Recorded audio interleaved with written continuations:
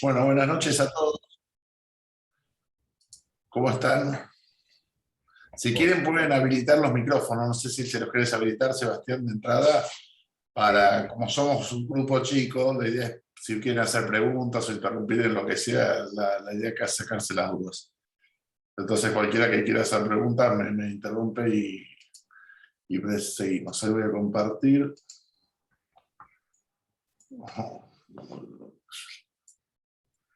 Ok, ¿se ve bien ahí, Sebas? Fantástico, perfecto. Sí, sí. Bueno, la idea es un poquito hablar de SLT, básicamente cómo lo hacemos, la técnica, las indicaciones, las contraindicaciones, es decir, las cosas más grandes, y un poco también justificar por qué lo hacemos en la actualidad. Una de las cosas que tenemos mucho en cuenta hoy en glaucoma y que varió a nivel mundial es lo que es superficie ocular, digamos. La superficie ocular es importante porque si ustedes ven la mayoría de los trabajos, que es lo que pasa en la práctica también, nos muestran que la compliance falla en un 70% de los pacientes. Y eso es porque los pacientes en general usan conservantes en las medicaciones, sobre todo en Argentina, en nuestro país, la mayoría de las medicaciones todavía tienen cloruro de salconio, policuad, y eso hace una falla en tratamiento médico de 7 de cada 10 pacientes cuando nos miden los trabajos aplicados bien. Nosotros esto no lo hacíamos hace unos años y nos dimos cuenta que teníamos que mejorar la parte de diagnóstico de superficie ocular, y eso lo hacemos de dos formas. Uno, con estas multiplataformas diagnósticas que están en el área de refracción, es un wavefront que hace refractometría, pero estudian la superficie ocular y por lo menos podemos hacer un tamizaje para tratar de encontrarlo. Y una vez que los tenemos, hay muchos aparatos, yo uso el de Oculus básicamente, pero ahí lo tienen en el consultorio principal. Lo que hacemos es tratar de estudiar realmente si el paciente tiene una disfunción de las glándulas de meiomio, primero porque es tratable con IPL, y segundo porque si bien estos ojos secos evaporativos son muy frecuentes en glaucoma, en realidad cuando nosotros damos cloruro de salconio estamos destruyendo la capa mucínica, es decir, la anclaje, la más profunda. Entonces es muy común que no le preguntemos a los pacientes cómo andan, cómo se sienten, porque no se ponen las gotas, y el paciente en realidad si le preguntamos no está conforme, está disconforme, o el tratamiento que hicimos a un paciente que no tiene síntomas hace que los empiece a tener. Entonces esa es la causa de que falle muchas veces el tratamiento médico, y por eso en todo el mundo se empieza a hablar de lo que es el SLT a partir del estudio Light, que después les voy a presentar. ¿Qué hacen las drogas que tenemos en la mayoría de nuestro mercado? Tienen el cloruro de salconio, que es el detergente más viejo que hay. Ahí tienen la molécula arriba ingresando en la bicapa fosfolipídica, y eso destruye las células de la superficie ocular. Básicamente la capa mucílica es barrida, el detergente es bueno para sacar las grasas. Entonces, más que ojo seco evaporativo u otra cosa, lo que produce es una disrupción total del film lagrimal, y eso es lo que le da la molestia al paciente. Vamos a ver que en realidad en Argentina recién tenemos la prostaglandina, pero en el resto del mundo, toda la línea antiglaucomatosa, desde las prostaglandinas, las combinaciones fijas estimulol, dorzolamida, e inclusive hay triples combinaciones, no sé si alguna vez vio el Critantec, que es betabloqueante, inhibidor y alfa-2, más la prostaglandina. En 3 gotas el paciente se pone una terapia médica de 4 medicaciones, y todas estas gotas que dicen PF son preservative free. Ese sería el ideal, es decir, la industria farmacológica hoy trata de estar a la altura del SLT, porque con las drogas comunes en realidad no lo está. ¿Qué le pasa a nuestros pacientes? Arriba tiene un paciente que está medicado con 4 drogas con cloruro de salconio y abajo sin cloruro de salconio. Entonces el paciente de abajo, si tiene un glaucoma de inicio, que sea con 28, 30 de presión, pero lo regula con la medicación, la va a usar. El que tiene que usar los conservantes en realidad es un paciente que tiene un estigma, tiene un ojo rojo, y cuando va al trabajo le preguntan qué le pasó, porque está todos los días igual, y eso es una de las grandes causas por las cuales los pacientes no utilizan la medicación. Hablo de eso porque de eso en general no se habla, de la superficie ocular, pero es una cosa que si le preguntamos a los pacientes y la estudiamos, es un nicho de tratamiento, y es una cosa que tenemos que tener en cuenta, no es que no se ponen las gotas porque sí. ¿Por qué la industria se va a drogas sin preservantes? Porque ya esto se publicó en marzo del 2019 en el Lancet, fíjense, es el estudio Light, si no lo conocen vale la pena la lectura, que es el primer estudio en el mundo donde en 6 hospitales en Inglaterra, en todo el Reino Unido y en Irlanda se estudian 700 pacientes, 350 con drogas y 350 le hacen SLT de entrada, vírgenes de tratamiento. ¿Qué dice el estudio Light? Que todos los pacientes tratados con SLT de entrada anduvieron 5 años mejor, a los 5 años estaban todos mejor que el grupo tratado con drogas. Entonces, esta es quizá la piedra angular para decir, bueno, ¿empiezo con drogas o empiezo con láser? Y este es el trabajo que toma la FDA, que toma EMEA, si bien ya lo veníamos haciendo en muchos países, para decir, bueno, ¿podemos empezar con SLT? Sí, la elección es empezar con SLT. ¿Por qué empezaríamos con SLT? Porque la seguridad está demostrado que es mayor con el láser, bien hecho obviamente, que con las complicaciones, los efectos adversos de la medicación. Anulamos un factor que dijimos que es el 70% de la compliance, es decir, 7 cada 10 pacientes a la larga por A, por B o por C no se van a poner la medicación. Acá la droga la tiene puesta, ya le hicimos el láser y en promedio entre 4 y 6 años le va a durar. No dependemos de la instilación del paciente, no vamos a tener los efectos del ojo rojo. El estudio LIGHT demostró, como ven al medio a la izquierda, acá que anátomo-funcionalmente estos pacientes están mejor, y como ven a la derecha las fluctuaciones, también hicimos un trabajo auxiliar al LIGHT 2 años después que mostró que estos pacientes, vamos a terminar con esto la charla, tienen definitivamente muchas menos fluctuaciones que todos aquellos que usan terapia médica. Es decir, que aún cumpliendo con el tratamiento es muy difícil eliminar todas las fluctuaciones. Además, esto mejora obviamente la calidad de vida del paciente, es mejor para el sistema médico, que quiere ahorrar siempre porque es más barato hacer un SLT que comprar la medicación, es mejor para los pacientes también, porque está demostrado que 1 año de tratamiento es lo que cubre un SLT, y si no son 5 años de tratamiento, y obviamente, hay que decirlo, es mejor para el oftalmólogo, o sea, el negocio lo tienen ustedes y no lo tiene el laboratorio. ¿Con qué iniciamos el tratamiento? Y bueno, siempre que no tengamos una contraindicación formal o directa, nosotros lo comenzamos con SLT. Digamos que en la clínica nuestra se hacen 5 procedimientos, 7 por ahora en pandemia, obviamente todo disminuyó, pero tenemos un número grande de SLT, y hay que decirle al paciente, hay que nombrárselo, porque el SLT encima es más efectivo aún en pacientes vírgenes de tratamiento. Es decir, que nos ha pasado de medicar a un paciente que vaya a otro lugar y diga, doctor, no me dijo de hacer el SLT, y en realidad hubiera sido más efectivo antes de que usted me iniciara las prostaglandinas. Y sí, entonces hay que por lo menos decirle que está la posibilidad y que el paciente junto al médico decidan si va a optar por la terapia médica o por el SLT. Una cosa mucho más práctica que vemos siempre es que si no lo ofrecen ustedes, el colega que tienen al lado se los va a ofrecer. Ustedes le dan la medicación, el paciente tiene las prostaglandinas, tiene el ojo rojo y dice, y no le ofrecieron hacer un SLT, y a nosotros nos pasó mucho al principio. Entonces, si podemos ofrecerlo, creo que tenemos que estar primero en eso. Primer mandamiento de SLT, hay que hacer gonioscopía. Las indicaciones y contraindicaciones van a pasar justamente por una buena gonioscopía, donde nos va a decir esto está indicado o está contraindicado. Y la segunda es tratar de usar un lente bueno. Si la gente sigue usando el lente Goldman, que fíjense es anterior a la Segunda Guerra Mundial, y en realidad hay que tratar de usar los lentes que vienen con el láser, que no son malos, pero nosotros usamos el de High Strike, que realmente nos permite no solo un mejor diagnóstico, sino también nos permite que el láser sea mucho más efectivo y que usemos menos energía para aplicarlo. Fíjense los glaucomas donde esto va a funcionar, la pseudofoliación, el glaucoma pigmentario, todos aquellos pacientes con goniodigenesias bajas, los glaucomas congénitos tardíos, mientras yo puedo ver el trabeculado, y había mucha controversia sobre los cierres oculares funcionales o el iris plató, pero en realidad si ustedes hacen una facu y abren el ángulo, o hacen una iridotomía o una iridoplastia, en el caso de un plató junto a la iridotomía, y abren ese ángulo, también es factible hacer un SLT perfectamente bien. El secreto es abrir el ángulo antes.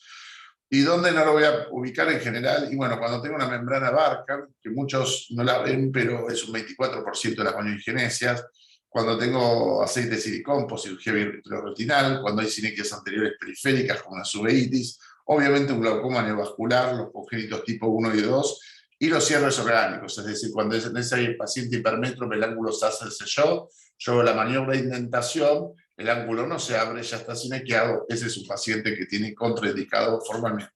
Es decir, que básicamente no lo vamos a hacer cuando no podamos ver bien el trabeculado.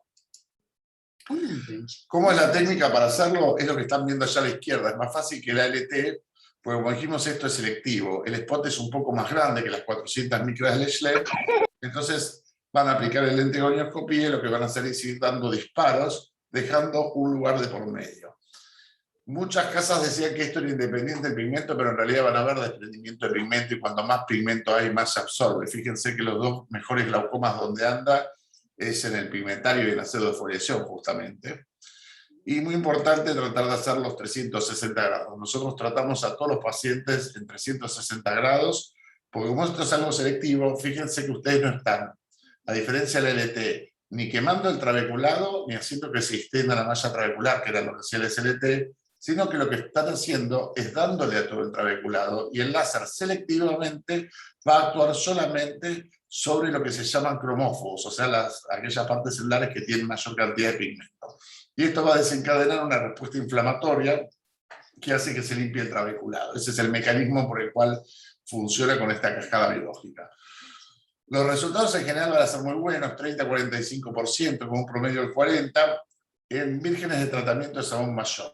Y muy interesante, lo vamos a ver en una curva, cuando ustedes juntan esto más la terapia médica, es muy interesante que las reducciones de presiones son casi quirúrgicas, de un 60 o un 70%. ¿Por qué se los menciono? Muchas veces vienen colegas nuestros y dicen, che, mi papá tiene pseudoflexión, tiene 38 de presión, 35 de presión, y quiero que le hagas una trabeculectomía con campo normal. Y obviamente nadie con sentido común haría una trabeculectomía a un paciente de 20-20 con campo normal. Pero ahí podemos combinar el SLT, que viene a ser la quinta droga, la droga invisible, con la terapia médica, y de esa forma esos pacientes los podemos bajar a 18, 15, 16, por 5 años, pero van a poder evitar la cirugía en un momento en el cual el riesgo-beneficio, sobre todo una trabeculectomía, no es aceptable. ¿Qué es la técnica que van a utilizar? Bueno, como dijimos, pueden hacerlo en distintas formas. Nosotros hacemos 360 grados siempre. ¿Para qué? Para sacarle el máximo provecho, porque realmente tenemos pacientes que llevan 5 años y medio, 6 con la disminución sostenida. Usar un buen lente, el de Latina, si pueden el de Russell y Fanhauser mejor. Tener en cuenta siempre utilizar la menor energía posible para que haya ese efecto champagne. ¿Vieron las burbujitas que salían en el video? Entonces, en general empezamos con 0.8 millijoules, que es la energía promedio que van a utilizar, y si tengo burbujas voy a bajar a 0.7, y si tengo burbujas voy a bajar a 0.6, y si no tengo burbujas voy a volver a subir a 0.7, es decir, va a ser lo mínimo como para que haga ese efecto. Ese efecto me da la seguridad de que el láser está funcionando. En general hacemos, si ustedes hacen un disparo de promedio, hacen 360 grados, el contador va a estar entre 90 y 110 disparos promedio, y muy importante usar algún ácido poliacrílico o algún buen gel en la interfase para ver bien. Algunas cosas que tenemos que sacarnos de la escuela del ALT es usar tantas drogas. Nosotros ponemos 3 gotas de proparacaína en cada ojo antes de la aplicación. No usamos pilocarpina, que muchos usan porque la pilocarpina en realidad hace la miosis, pero también cierra el ángulo y aumenta la barrera, abre la barrera ventricular, aumentando la inflamación.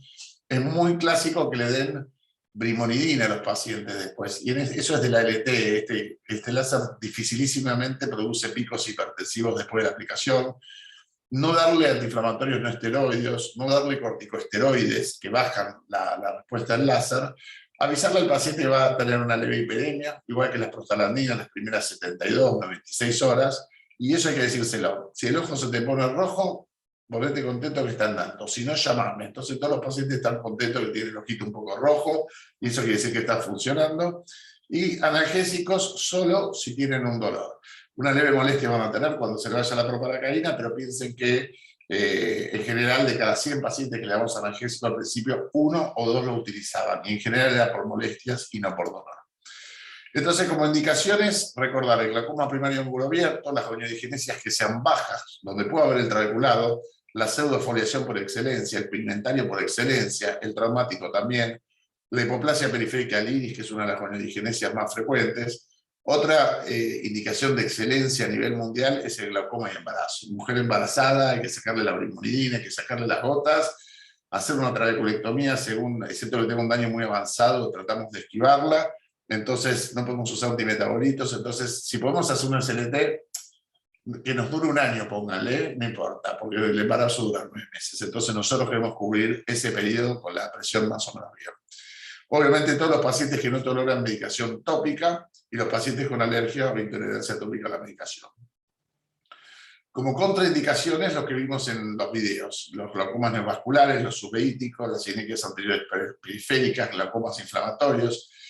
el cierre ocular orgánico, es decir, cuando hago la indentación y no se abre, ya está silenqueado, los glaucomas congénitos, primarios y secundarios, y los cierres funcionales y los platós si no tiene iridotomía o iridoplastia previa. Es decir, que está contraindicado en el cierre ocular, pero si ustedes hacen una iridotomía o una iridoplastia y logran ver el trabeculado, muchos pacientes optan por hacerse el SLT y retardar la cirugía.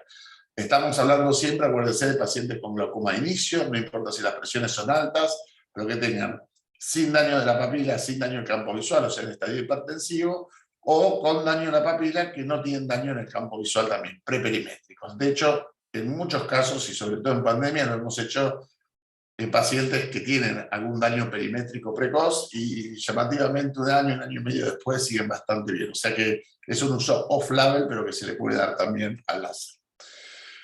¿Qué es lo peor que le puede pasar? Esta obviamente es una de las primeras pacientes que hice. Me pasé con la energía y además de la hiperemia, si notan ahora 6, para ver arriba a la izquierda que tiene un leve pseudohipopion, que es inflamatorio, le pusimos un poquito de diclofenaco y se pasó. Pero en general este es un signo de haber utilizado más potencia de la que hay que usar.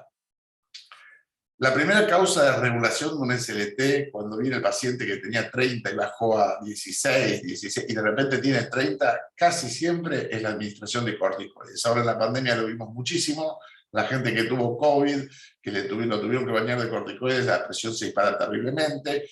En los asmáticos también usan pulsos por otras causas, por trasplantes, es muy común. Entonces, si es un paciente trasplantado y ya está usando corticoides, hay que pensarlo siempre. Pero hay que pensar que es la primera causa para que suba la presión. Al mismo tiempo, y llamativamente, es muy bueno para tratar los glaucomas cortisónicos o inducidos por corticoides. ¿Por qué no administramos la brimonidina para atenuar los picos hipertensivos? Fíjense en el estudio Light que les mostré, eso se usaba para el ALT. En el estudio Light solo tuvieron un ojo hipertensión ocular de 700. O sea que la brimonidina, con todos los problemas que trae, los trastornos y las queratitis y la pseudoconjuntivitis, es una droga que acá hay que sacarla al armamentario porque no hace falta darla después. Fíjense, este es un trabajo de Quigley que lo adapté. Esto es cómo va perdiendo el paciente el campo visual en 5 años. Cada vez que sube la curva es que perdemos campo visual. Esto es lo que perdían los pacientes cuando había terapia médica sin prostaglandinas. O sea, la mayoría perdía visión. Esta es la pérdida de visión con el LT. Fue bueno, pero más o menos ahí. Cuando vinieron las prostaglandinas, sin duda, el LT sale un poco de curso. Y fíjense que la regulación realmente de la prostaglandina en 24 horas hace que el pico baje brutalmente y se perdió menos campo visual. Sin embargo, si ustedes usan el SLT y si les hace falta para llegar a la biotarget del paciente ese armamentario de 4 drogas, llegan a esta línea donde también pierden campo visual, pero mucho menos que la de arriba. ¿Y por qué es interesante esta línea? Porque los pacientes que operamos también pierden campo visual. A la larga, con el tiempo, se regula, se fibrosa, lo hacemos NIDLI. Entonces, fíjense que 4 drogas y SLT es muy parecida a la curva del tratamiento quirúrgico, con un riesgo obviamente mucho menor. ¿Qué me dice esto? Que si instauramos el SLT junto a las drogas de inicio, tenemos una chance de éxito casi tan alta como si hubiéramos operado al paciente de entrada. De ahí se desprende que el rango de eficacia y el éxito del SLT se amplía significativamente cuando más precoce es el diagnóstico de glaucoma. Es decir, muchas veces vienen los pacientes con campo tubular y dicen, me hicieron 12 SLT y no funcioné. ¿Por qué? Porque le estamos pidiendo peras al horno. Esto va antes de los mix. Esta es una terapia de inicio para pacientes, como dijimos, hipertensivos, preperimétricos o perimétricos de comienzo. Los otros son usos off-label. Y para terminar, uno de los casos clínicos de esto, tenemos ahora 6 años de seguimiento. Este es un chico que le habían ofrecido trabeculectomía, tiene 24 años, tiene un glaucoma heredado de los padres con una imagenesia baja, y la verdad que tenía una papila más o menos dañada, pero un buen campo visual, normal. Y fíjense el seguimiento con los años, cómo se mantiene perfectamente estable el campo visual. Fíjense el HRT también, ninguna fluctuación. Esto es del 2014 al 2020, son 6 años de seguimiento. Y esto es muy difícil de lograrlo, pero ¿qué quiere decir? Que si lo agarro a tiempo, si logro la presión target con el láser, entonces la duración del SLT en el tiempo va a ser realmente muy sostenida. ¿Y por qué sucede eso? A nosotros le damos un Iker Home, que es un tonómetro para que se tomen la presión, y si ven acá, fíjense, la curva la hace durante una semana, de jueves a jueves, y si se fijan arriba, ojo derecho y ojo izquierdo, los valores están entre 8 y 12 milímetros de mercurio todo el tiempo. ¿Qué quiere decir? Que en este paciente que podría tener 15 o 16 con ese campo visual, Si yo instauro un SLT de entrada, este chico está sin medicación y aplano la curva por debajo las fluctuaciones de lo que él necesita como biotarget, entonces voy a tener realmente una sustentabilidad del éxito del tratamiento en el tiempo muy grande. Para ponerlo dentro del esquema terapéutico o el algoritmo que nosotros usamos, siempre elegimos, si no está contraindicado, hacer el SLT. Si el paciente respondió al primer SLT, entonces podemos hacer un segundo SLT a los 3, a los 4 o a los 5 años cuando suba la presión. Si el paciente no respondió al primer SLT, hay un 4 o 5% que son no respondedores y en esos casos está bien estudiado que no valdría la pena reivindicarlo. ¿Qué le vamos a poder sumar al SLT con el tiempo? Lo que dijimos, la prostaglandina, las asociaciones fijas y las cuádruples asociaciones hasta llegar a la terapéutica médica máxima. Este cuadro es interesante porque hasta acá, fíjense, ustedes solo hicieron láser y usaron gotas, y esto es más o menos la mitad de la evolución de ese paciente. Cuando esto no va, podemos ir a los mix, en nuestro caso hacemos subciclo, que es el que más nos gusta, después hacemos la PNP con clase o sin clase, es la única cirugía incisional que solemos hacer en la actualidad, y generalmente la asociamos al momento de la FACO. Nosotros queremos estirar la vida de este tratamiento hasta el momento de la cirugía de catarata, y en el momento de la cirugía de catarata lo combinan con una cirugía que otra vez no ingresa al interior del globo ocular, o sea, es no penetrante, nos quedamos afuera. Y cuando todo falla, obviamente la termólisis o ciclo de destrucción es en la que baja la presión a toda costa de forma irreversible, y es una de las cosas que más hacemos en la actualidad. Todo esto tratando de mirar siempre, como dijimos antes, lo que es la superficie ocular y tratando de mantener la calidad de vida del paciente, que a través de estos medios, si no fue para la FACO, nunca ingresaron al globo ocular en toda la carrera armamentista contra el glaucoma. Porque es interesante, nosotros en la pandemia tratamos 12 endoftalmitis de otros centros el año pasado por trabeculectomías y válvulas.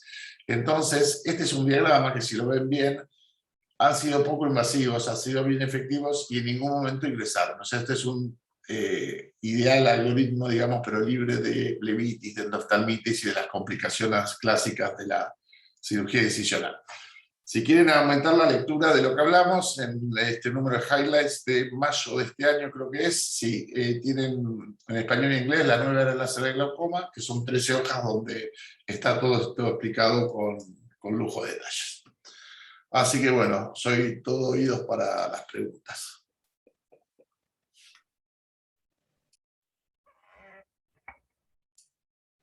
¿Se escuchó?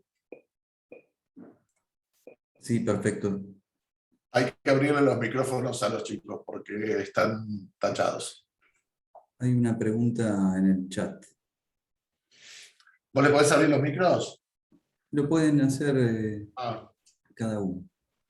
bueno, por lo menos abranlo para decir buenas noches. Hay una Ahí voy a pregunta en el chat que dicen paciente con Terapéutica médica TM. máxima tolerada, que la SLT tiene muy buena respuesta y ya se aprieta. ¿Cómo vas retirando alguna aplicación? Bien, ese siempre me olvido ponerlo en la presentación. Eso es lo que Hindra, que es uno de los que mejor hace SLT en Nueva York, llamó tapering. El tapering es la mejor forma de sacar medicación después del SLT. Sea una, dos o tres drogas, la idea es no ser exitista y decirle el primer día te saco todo, porque ahí sí podemos tener el pico hipertensivo y no vamos a saber justo cuánto nos bajó el láser. Entonces le dejamos todo tal cual la medicación y ustedes lo van a controlar. Yo lo veo a las 24 horas, pero lo pueden ver a los 15, 30 y 60 días. Cuando me paso por debajo de la target del paciente, ahí saco una medicación. Me vuelvo a pasar por debajo de la target, le saco la otra medicación. Ese es el tapering. Ir sacando, pero progresivamente, para evitar estos picos justamente, y no ser exitistas y sacar todo el golpe que nos puede dar un pico.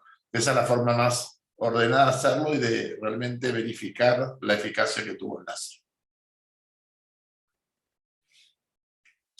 Cuando los controlas después del láser, como dijimos, en general tratamos de verlo al día siguiente igual, pero la verdad que viene mucha gente de otros países o del interior que se hace el láser y se vuelve. Los controles estándares son 15, 30 y 60 días. A los 60 días, acuérdense que hay respondedores precoces, tempranos y tardíos. Entonces nunca repetimos el láser antes de los 60 días porque hay gente que a la sexta semana empieza a bajar mucho la presión y no lo hizo al principio. La mayoría son respondedores más tempranos. ¿Qué droga quitamos primero? Bueno, en general nosotros tratamos de, si el paciente usa brimonidina aislada, sacar la brimonidina porque es la droga que más molestias le da al paciente, la que más trae trastornos. Y si tenemos combos de 2 o 3 medicaciones, sacar los combos. Es decir, lo último que sacamos en general son las prostaglandinas, porque logran la mejor eficacia en 24 horas como monoterapia y además logran mayor compliance o adhesividad al tratamiento porque se lo ponen una sola vez a la noche.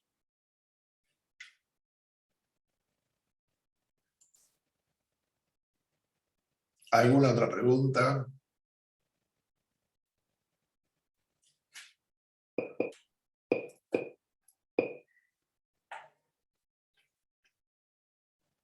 ¿Algún valiente?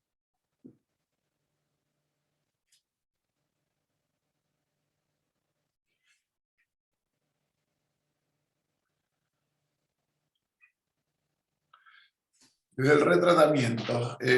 Bueno, ¿cuánto tarda en hacer efecto? Lo que dijimos, tenemos que esperar hasta 2 meses. Es como la ciclo, como la subciclo, siempre hay que esperar los 2 meses. El retratamiento, si utilizamos los mismos parámetros, de hecho, si ustedes hicieron 360 grados y observan bien con el onioscopio, van a ver que hay áreas más depigmentadas y menos pigmentadas. Las depigmentadas son donde hicieron los impactos, y si lo buscan bien está atrasado. Si logran ver eso, la idea es pegar en los puntitos que están más oscuros, que son los que no tratamos en la primera vez. Es decir, si la primera le hicieron así, la segunda lo giramos un poquito más para tratar de tener mayor eficacia. Pero los parámetros siempre depende de cada paciente y es la mínima energía para que haga la burbuja. Ese va a ser el parámetro en un pigmentario, van a usar 0,4, 0,3, porque toma mucho, en una pseudo van a usar 0,5, y en ángulos con menos pigmento van a tener que ser 1,1 hasta 1,2 millijoules. Pero en general son energías muy, muy bajas las que utilizamos. Y hago una consulta, doctor. Sí. El efecto burbujeante que buscamos en los disparos, ¿es en todos los disparos? Puede ser que hagas algún disparo y no tengas burbuja, eso nos pasa a todos, pero en realidad sí, tendrías que tener, viste en el video que mostré de animación que en un momento hace mucha burbuja y lo baja enseguida, eso no nos tiene que pasar. Una o 2 burbujitas, el mínimo efecto champagne que consigas. Ese es el umbral exacto donde vos estás haciendo, activando realmente esa cascada de inflamación. Otra cosa interesante, mucha gente dice, che, le hice el SLT y no bajó, le hice el SLT y no bajó. Uno, no se ve el trabeculado. No hiciste SLT. Le diste al iris, le diste a la córnea, pero no había lugar donde hacer SLT.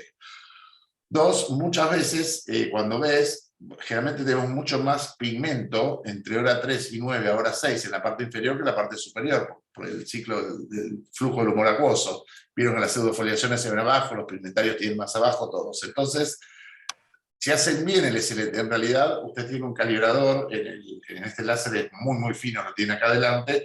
Entonces, cuando tengan el espejo arriba y estén haciendo abajo, van a tener que usar menos energía porque hay más pigmento. Y cuando pasen hora 3 y se vayan hacia arriba hasta hora 9, van a tener que incrementar la energía para seguir teniendo la burbuja. Entonces está bueno tener yo por ejemplo empiezo con el espejo hora 12 y hora 6. Ya sé que ahí voy a tener burbuja porque hay pigmento, lo regulo. Me voy para el costadito y después voy a tener que incrementar el poder para hacer la parte superior y después lo voy a tener que bajar para hacer la otra parte inferior. Entonces ir regulándolo. Y no es una carrera, no tiene que ser 1 minuto, pueden ser 2 minutos, 3 minutos, la cosa es hacerlo una vez y hacerlo bien hecho. Y ahí uno se asombra realmente de lo que... Mirá que nosotros el ALT no nos gustaba y el SLT probamos 3 o 4 que tampoco, y cuando vino hace 6 años creo a la SAC Hindra, Lawrence Hindra de Nueva York, yo le invité a tomar un café, me lo llevé aparte, él trabajaba para la firma Erex y dije, ¿vale la pena o no vale la pena? Me dice, te cambia el proceder con los pacientes. Y ahí trajimos el primero de Australia y realmente, bueno, después lo cambiamos por el Solutis, pero por una cuestión de practicidad, porque tenés el Jack, tenés el SLT y si tenés el Vitra al lado, tenés el patrón, el Only Green patrón, o sea, tenés 5 láser en uno. Pero la verdad que es muy fácil, es muy sencillo y bien hecho, los resultados realmente valen la pena. Quería preguntar también si nota en sus resultados diferencias en los pacientes fáquicos y pseudofáquicos. Muchas veces, viste, nos pasa, por lo menos a mí me pasa, que encontrar un paciente con una catarata leve hipermétrope, qué sé yo, 60 años, con la presión medio borderline, entonces digo, por ahí le hago la FACO primero, y bueno, ahora sería una buena idea hacerle el SLT después, o no sé si ustedes lo hacen antes, ¿cómo encaran eso? Hay que ver bien una cosa, si el paciente es hipermétrope, ya tiene 50 años o más, Ferroni te va a decir 40, yo te digo 50.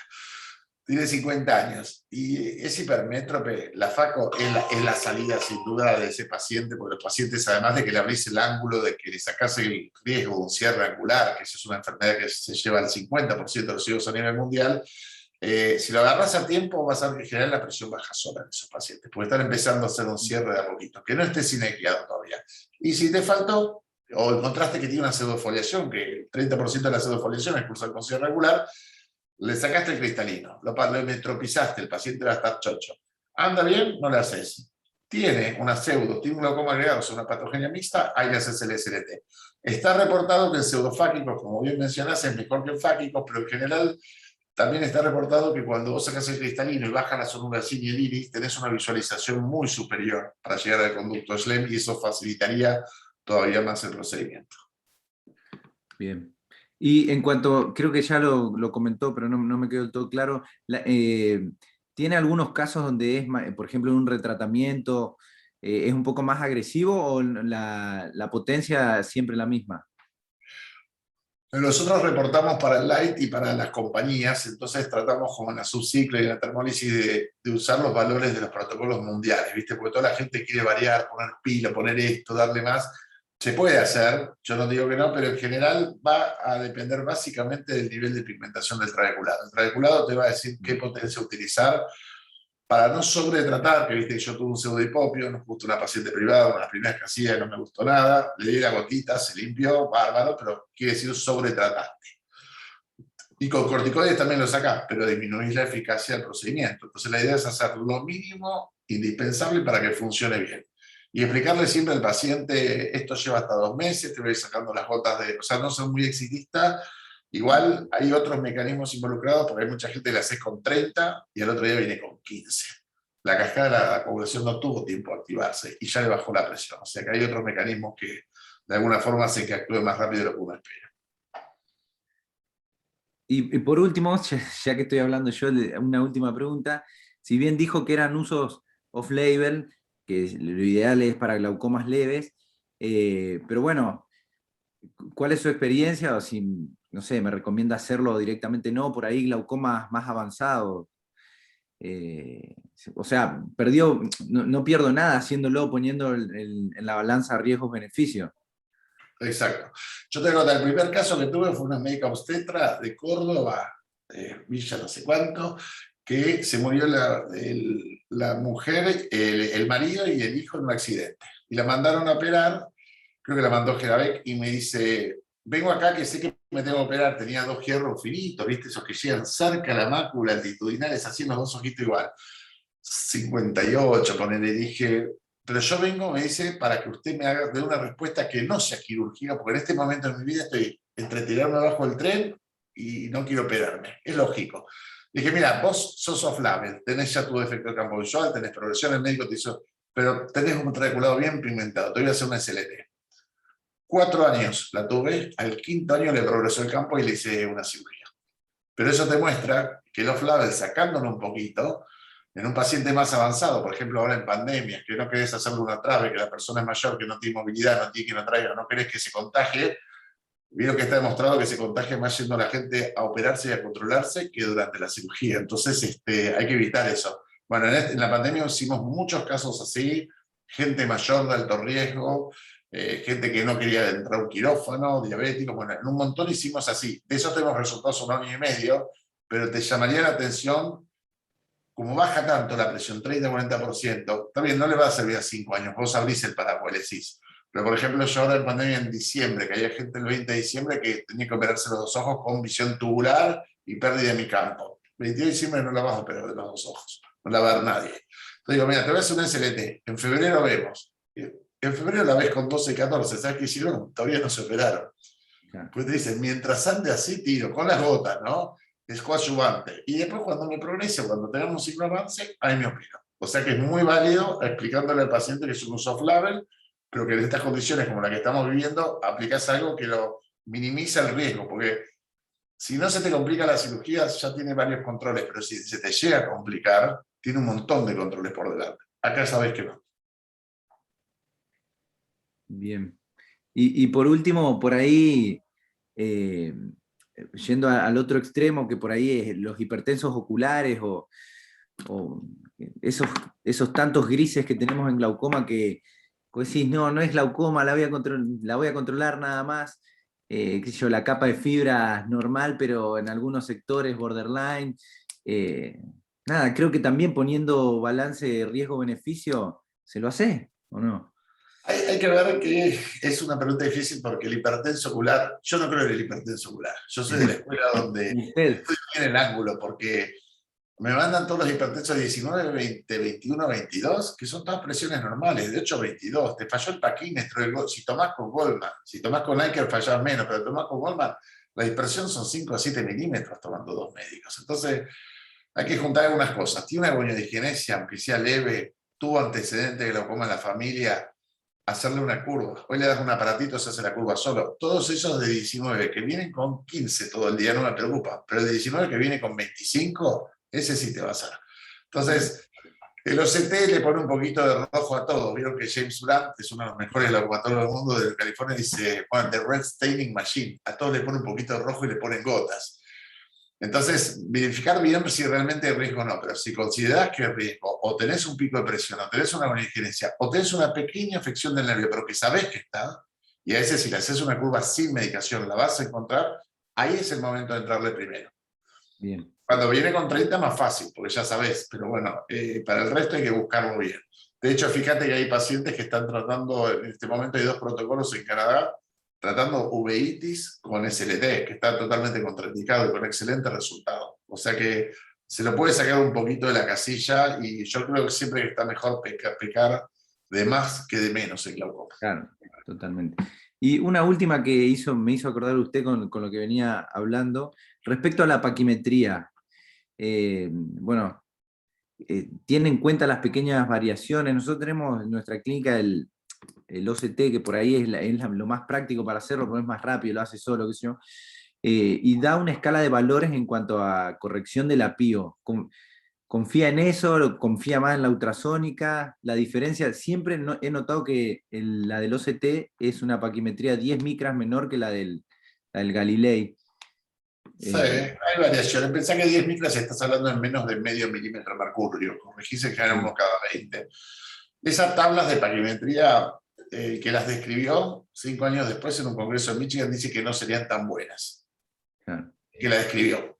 O sea que ya, viste, son como los que matan a su propio muñeco y lo decogotan porque tan bueno no era. Nosotros usamos en realidad el iCare porque no tiene casi en cuenta la paquimetría y te toma la presión con una fluctuación ínfima. Entonces, la verdad que si tiene la posibilidad de cambiar de Goldman a iCare, es un cambio que vale la pena. El paciente se toma siempre la presión.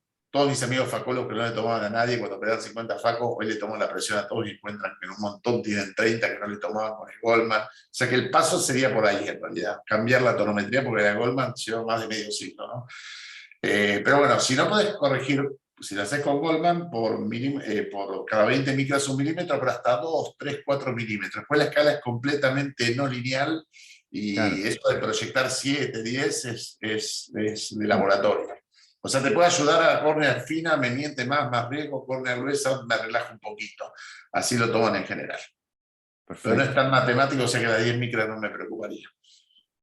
Bien.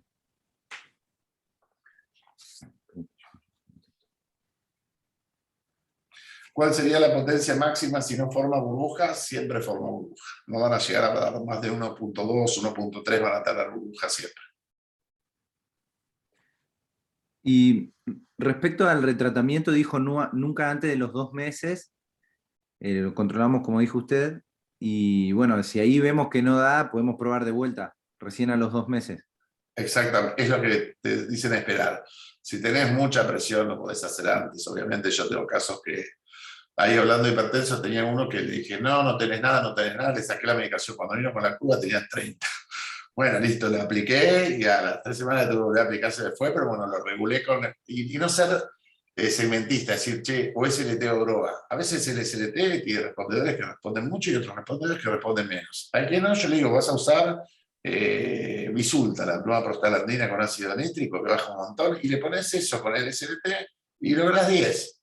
Antes iba a una cirugía con 30, con 15 y una gota a la noche, tiene 5 años por delante. Entonces, Se llama éxito calificado, pero sirve igual, digamos, ¿no? Yo llevo con 5 años con el SLT que me hizo Casidavi y todavía ando en mis 14, 15 y tenía 33 y 29 cuando me diagnosticaron. O sea que realmente 5 años después, no haber tenido que usar 3 o 4 drogas por día, te digo que es una diferencia brutal y una tranquilidad.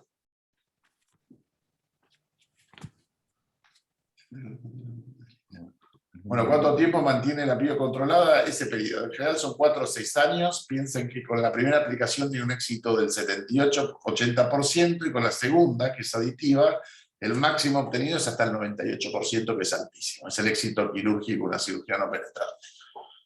Y riesgo-beneficio, nada que hablar, ¿no? O sea, hacer mal un SLT es difícil. Si hacen la técnica y la desarrollan es una cosa, es mucho más sencillo que el LT. En el LT tenían que ir y apuntarle. Acá el spot es más grande que el SLEM, o sea que es muy fácil.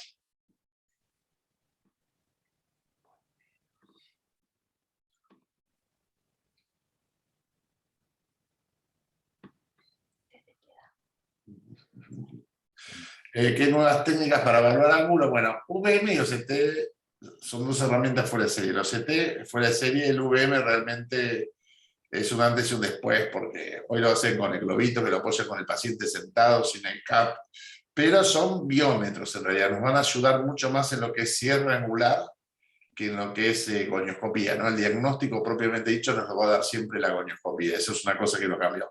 Lo único que hay nuevo en gonioscopía, que lamentablemente está en la aduana hace un año, es el G1, que es un gonioscopio de NIDEC, que es automático. Usted le pone una gotita al paciente, si lo buscan en YouTube está el video, y en un segundo y pico hace toda la vuelta al ángulo y les pone la goniofotografía en 4K de todo el ángulo. Es una cosa fuera de serie. Pero bueno, acá en Argentina lo tenemos en el 6A hace bastante tiempo. Felicitaciones, buenísima la presentación. Y para poder seguir, digamos, para poder registrar y comparar las estructuras del ángulo, algo que sepas, a ver, que tenga precisión y reproducibilidad para poder hacer algún estudio sobre eso. ¿Algún método? Que no sea subjetivo, porque el agoño termina siendo dependiente de la habilidad del explorador. Sí, pero porque se hacen pocas gonioscopías en general. Yo te digo, ahora digo el país, estuve en Venezuela y había 12 panelistas. Y como el público no respondía, le pregunté a los panelistas qué pensaban. Después de la reunión me querían matar los 11. Me dijeron, ¿cómo vas a hacernos esto? Digo, es como un anatomopatólogo que le muestres un espécimen y te diga cómo haces esto.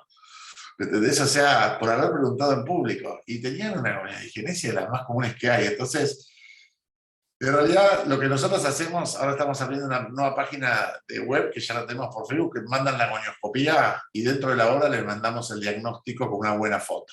O sea, esa es una ayuda online que está bastante buena para los que empiezan, más que nada. En la página va a estar actualizado mucho más rápido.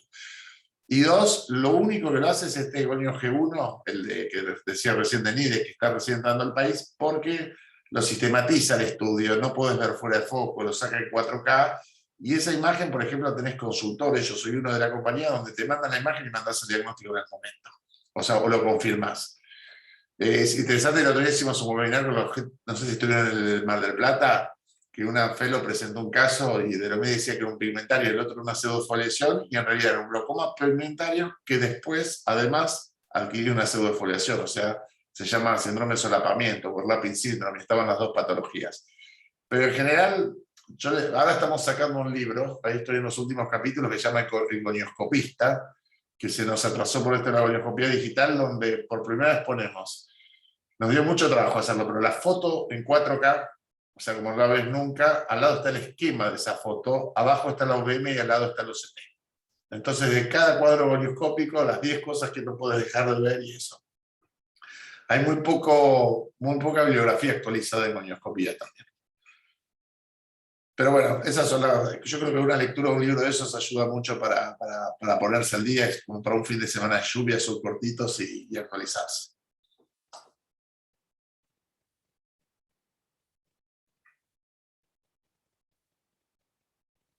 No sé si quedó alguna otra pregunta por ahí.